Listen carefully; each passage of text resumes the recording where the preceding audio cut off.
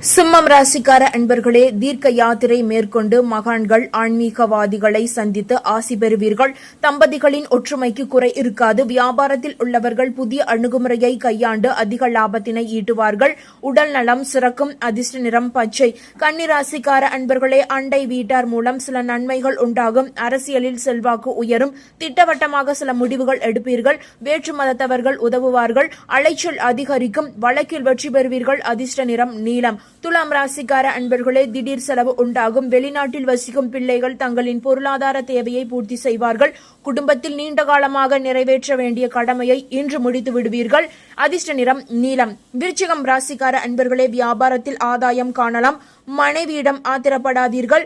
பொறுமையை கையாள்வது நன்மையை தரும். தள்ளிப்போன வெளியூர் பயணம் இன்று செல்ல ஆயத்தம் ஆவீர்கள். சுபகாரிய பேச்சுவார்த்தை சுபமாக முடியும். இன்று அதிர்ஷ்ட நிறம் சாம்பல்.